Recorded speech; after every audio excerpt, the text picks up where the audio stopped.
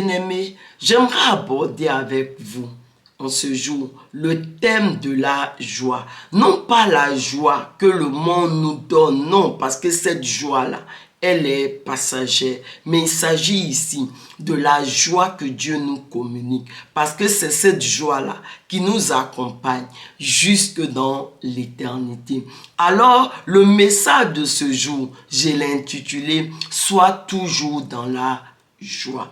Proverbe 17, le verset 22, nous enseigne qu'un cœur joyeux favorise la guérison, tandis qu'un esprit triste, abattu, rend malade. On comprend alors toute l'importance de la joie. C'est pourquoi 1 Thessaloniciens 5, le verset 16, nous recommande d'être toujours joyeux, que ce soit dans les bons moments, quand les choses vont bien, quand les circonstances sont favorables, mais aussi lorsque les circonstances sont défavorables, lorsque les choses ne fonctionnent pas comme nous le désirons. De façon générale, lorsque les circonstances sont favorables, lorsque les choses fonctionnent comme nous le voulons, la joie vient de façon naturelle. On n'a même pas besoin de faire des efforts. On est tout de suite joyeux.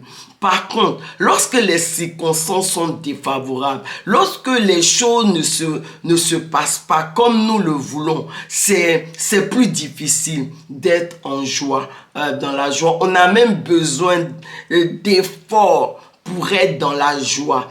Et même si c'est difficile d'être en joie, au milieu de l'épreuve, le livre de Jacques 1, le verset 2 au verset 4, nous recommande de manifester la joie au milieu de l'épreuve. Parce que ces versets nous expliquent que ces épreuves que nous traversons et qui nous font de la peine, en réalité, ces épreuves-là ont pour but de nous équiper et de nous qualifier pour accomplir la mission à laquelle Dieu nous a appelés. Ces épreuves-là ont pour mission de nous conduire là où Dieu nous attend, là où Dieu veut que nous soyons.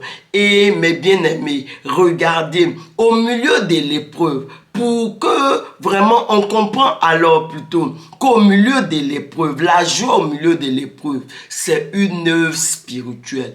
Et seul le Saint-Esprit est capable de nous communiquer cette joie au milieu de l'épreuve. Parce que la joie est un fruit de l'esprit. Alors, de quelle façon est-ce que le Saint-Esprit nous communique sa joie? Lisons ensemble Jean 15, le verset 9 au verset 11. Et nous allons le lire dans la version Louis II. Comme le Père m'a aimé, je vous ai aussi aimé. Demeurez dans mon amour. Si vous gardez mes commandements, vous demeurerez dans mon amour. De même que j'ai gardé les commandements de mon Père et que je demeure dans son amour. Je vous ai dit ces choses afin que ma joie soit en vous et que votre joie soit parfaite. Amen. Dans ces versets de Jean 15, notre Seigneur Jésus nous dit que comme il nous a aimés, nous aussi, nous devons l'aimer, notamment en obéissant à sa parole, en gardant ses commandements, en accomplissant sa volonté et en agissant ainsi. Nous allons demeurer, nous allons rester dans son amour, nous allons demeurer, rester dans sa présence. Et le psalmiste nous dit dans le psaume 16, le verset 11, que dans cette présence, dans la présence de Dieu, il y a d'abondante joie, il y a beaucoup de joie. En réalité, mes bien-aimés, lorsque nous entrons dans la présence de Dieu, dans cet endroit où il y a vraiment plein de joie, la joie de Dieu, où il y a beaucoup de joie, le Saint-Esprit vient nous remplir de cette joie de Dieu. Le Saint-Esprit vient nous communiquer cette joie de Dieu, de sorte que notre joie à nous, elle devient parfaite. C'est-à-dire, nous devenons des personnes, étant donné que nous sommes remplis, la joie de Dieu nous remplit. En ce moment-là, nous devenons maintenant des personnes qui sont capables de manifester la joie. Lorsque tout va bien, vous allez me dire que c'est normal, mais également, lorsque tout va mal, nous devenons maintenant capables de manifester vraiment la joie au milieu de l'épreuve. Veux-tu que ta joie soit parfaite? Tu dois donc demeurer dans la présence de Dieu. Tu dois passer du temps, beaucoup de temps, dans la présence de Dieu.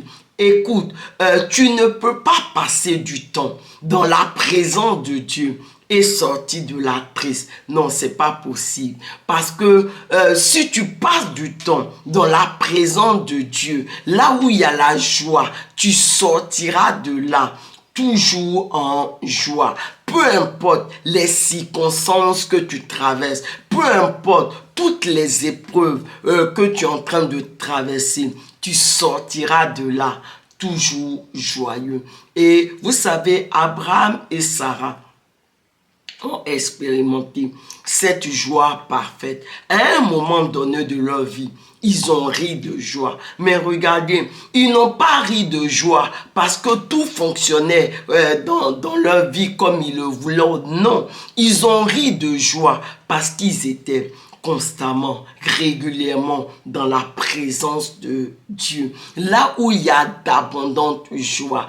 Et parce qu'ils étaient dans la présence de Dieu, là où il y avait d'abondante joie, Dieu leur a communiqué plusieurs joies et dont la joie d'être parents. Ils ont donc reçu leur fils unique, Isaac, à qui ils ont donné Isaac pour exprimer vraiment toute cette joie-là que Dieu avait mis, que Dieu leur avait communiqué.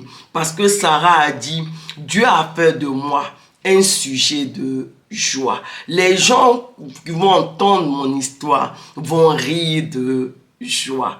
Amen. Et dans cette présence de Dieu, ils ont compris que au milieu de l'épreuve, ils devaient continuer à manifester la joie de Dieu, parce qu'en réalité, ces épreuves-là, comme Jacques le disait, on en a parlé plus haut, les épreuves en question étaient là simplement pour nous équiper, pour nous parfaire et pour nous conduire là où Dieu nous a tant. C'est dans la présence de Dieu qu'ils ont compris cela.